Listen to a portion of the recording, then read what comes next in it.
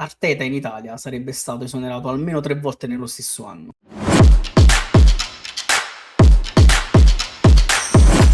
Poi come sapete l'Arsenal è il campione d'Inghilterra, ha vinto la Premier League dopo ben 22 anni, ma non è assolutamente per nulla un risultato che esce per caso. Non è una vittoria arrivata perché c'è stato un exploit, non è una vittoria arrivata perché c'è stato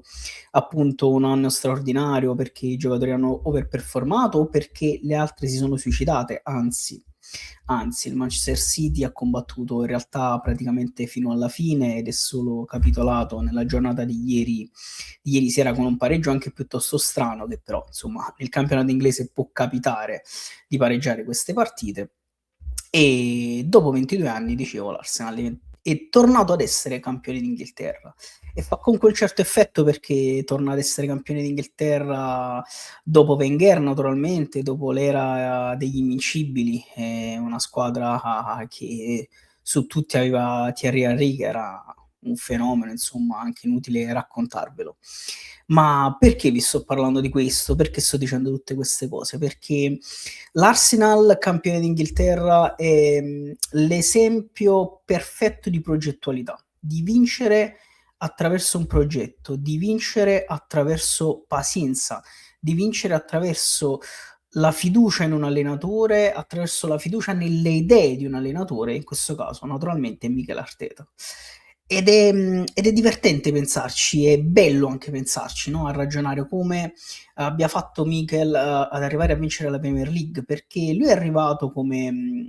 discepolo di Guardiola, lo sappiamo tutti, insomma è stato il secondo di Guardiola al City, per un po' di tempo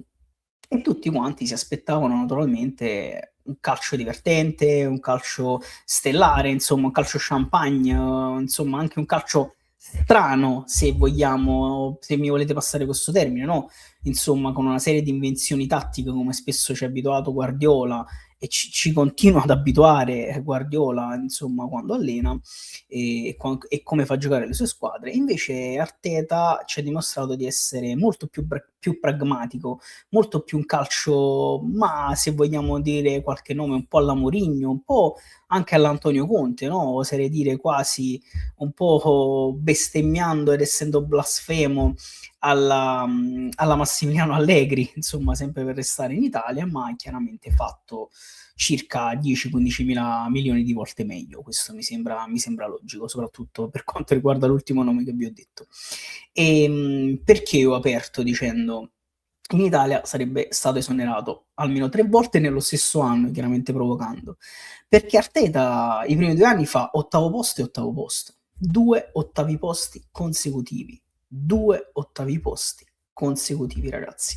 Cosa che in Italia, in un grande club o in un club che comunque aspira, a vincere sostanzialmente o a lottare per le prime posizioni e che magari fa anche degli investimenti importanti, no, perché l'Arsenal ha comunque fatto investimenti importanti anno dopo anno, anche da quando è arrivato Arteta, sarebbe stato totalmente inaccettabile. Sarebbe stato in Italia totalmente inaccettabile dopo il primo anno, figuratevi dopo il secondo, penso che sarebbero impazziti tutti, società, dirigenti e tifosi, insomma, chiedendo la testa dell'allenatore, come succede naturalmente in Italia da tantissimi anni a questa parte. Mentre Arteta fa 2 ottavi posti consecutivi, la società continua a dargli fiducia, continua a credere lui fa una cosa intelligentissima probabilmente, che si è dimostrata intelligentissima, rifonda totalmente la squadra pezzo dopo pezzo, mandando via i vari Lacazette, Walcott, insomma, e altri di cui non ricordo bene tutti quanti i nomi, chiaramente tutti i senatori, li manda via uno alla volta, rifondando la squadra attraverso i giovani, attraverso degli acquisti mirati, attraverso insomma chiaramente anche giocatori che arrivano dalla primavera e si ritrova insomma con i vari Bukayo Saka, Saliba, Calafiori che è arrivato insomma, che anche tra l'altro italiano, che mi fa veramente piacere che ha vinto la Premier con l'Arsenal.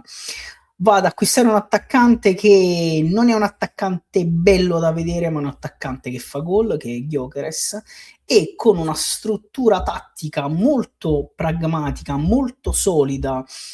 incentrata anche a non prendere troppi gol e, con una tattica molto presente all'interno della squadra, soprattutto sui calci piazzati, come ben sapete insomma,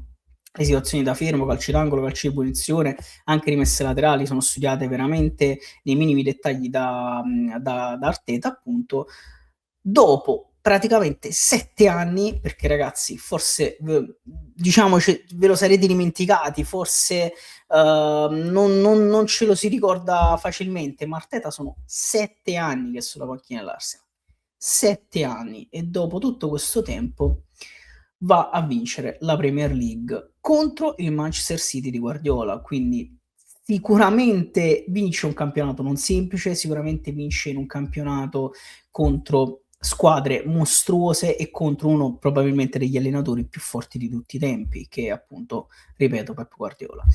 Ci arriva quindi dopo 2 ottavi posti, 3 secondi posti, infatti insomma i tifosi dei Gunners sono stati spesso presi in giro come gli eterni secondi, come quelli che alla fine fanno, ma alla fine non vincono mai. Si presagiva,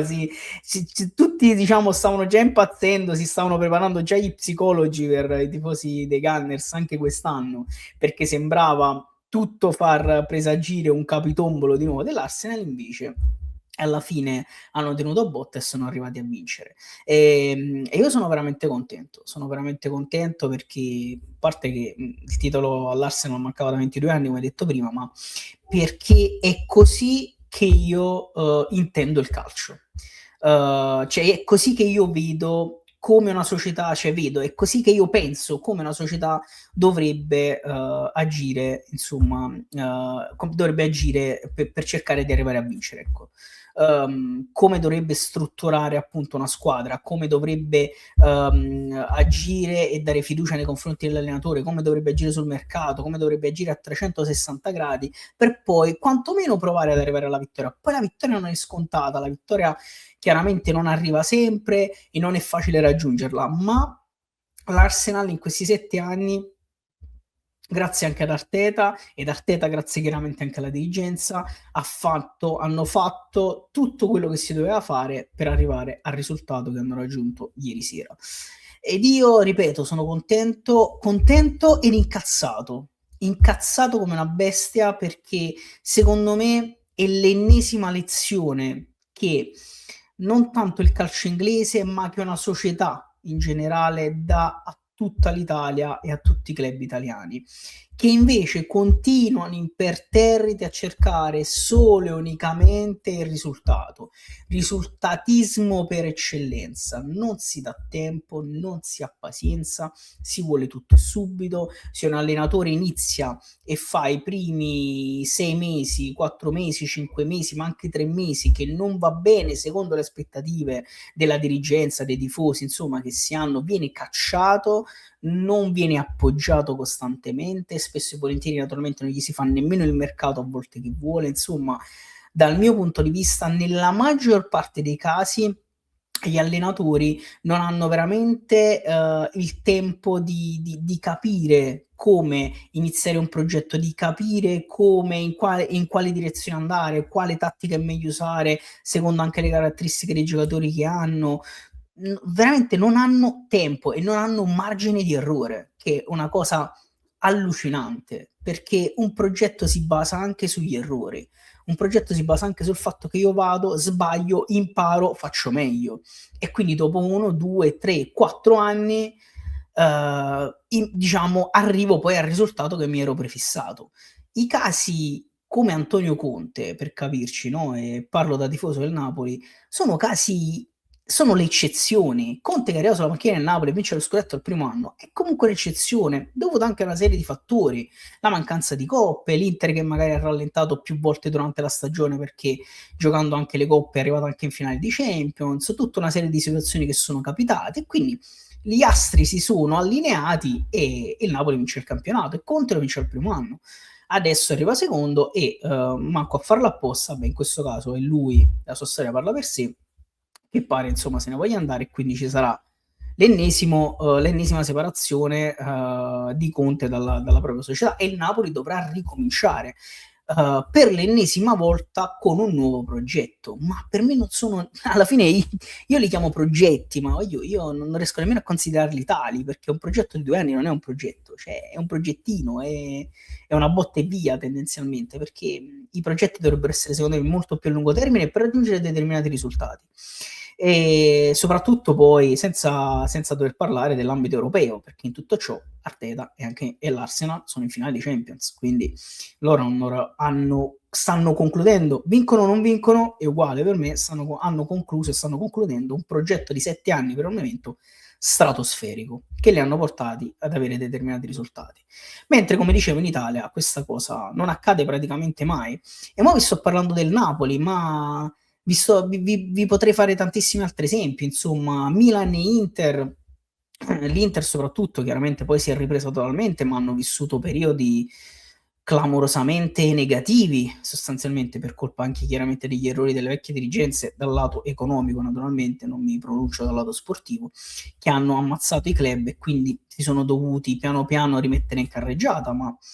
anche lì si cambiava allenatore quasi tutti gli anni, si cambiavano giocatori continuamente, non c'era una continuità, finché poi non sono arrivati determinati allenatori che comunque non sono durati più di 2 o 3 anni, no? Penso che a Spalletti quando ha rimesso in carreggiata l'Inter, o a Pioli quando ha rimesso in carreggiata il Milan, ma stiamo parlando comunque di 3 anni di durata, mi sembra. Così come la Juve post Allegri e post i 9 scudetti ha cominciato a singhiozzare maledettamente, cambiando allenatore più volte, facendo errori su errori su errori su errori, e continua per il momento ancora a farli. Oppure un altro esempio ancora, in questo caso relativamente negativo, è quando arrivò Sarri sulla panchina del Napoli. Perché Sarri cominciò veramente male, non mi ricordo, le prime 5 partite, mi pare, se non le perse tutte, ma comunque ne perse almeno 2-3, una la pareggiò, comunque iniziò veramente giocando anche non bene. E immaginate se lì De Laurentiis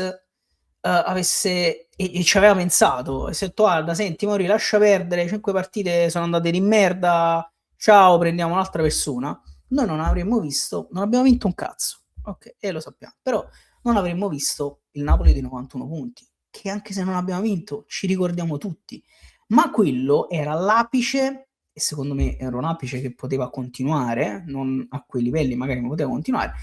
era un apice di un lavoro progettuale di Sarri su quella squadra di 3 anni, che secondo me poteva avere anche un futuro. Poi non gli, diciamo, sia Sarri per un motivo, De Laurentiis per un altro, si sono separati e vabbè. Ma concettualmente, se dopo quelle 5 partite Sarri veniva mandato a casa, noi quel Napoli non l'avremmo mai visto. Quindi ripeto, l'Arsenal ci dà dall'ennesima dimostrazione, l'ennesima lezione al calcio italiano, che per arrivare a determinati risultati, che per ambire a ricostruire un po' anche questo calcio, servono progetti seri, servono progetti a lungo termine, serve anche pazienza. Non possiamo pretendere, come pretenderanno tutte le società, a parte l'Inter, che chiaramente ha vinto e quindi proverà a dare continuità a questo suo periodo, che comunque va avanti da un po', in cui sta comunque al netto dei problemi economici e di altre situazioni, progettando e costruendo bene per il futuro, così come anche un pochino il Napoli, nonostante ci sarà il cambio allenatore. Tutte le società, e parlo di Milan, Juve, Atalanta, loro cercheranno di fare un mercato in estate per puntare al risultato subito. E purtroppo io vi ripeto, così probabilmente il calcio italiano continuerà a non andare da nessuna parte, sia in patria per determinate società, ma soprattutto in Europa per tutte le società. In conclusione, io complimenti all'Arsenal, complimenti ad Arteta,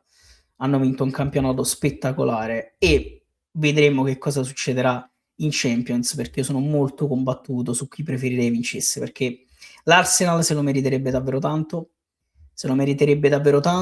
e sarebbe anche bello, cioè a me piace sempre vedere vincitrici diverse anno dopo anno, soprattutto in Champions. Dall'altro lato c'è il PSG che gioca in maniera spaventosamente bella e che a Kvara, insomma, a cui sono sempre maledettamente legato. Voglio, noi come sempre ci vediamo al prossimo video, mi raccomando seguiteci, cliccate like, attivate la campanella così non vi perdete nessuno dei nostri contenuti. Ci vediamo alla prossima e forza Napoli sempre.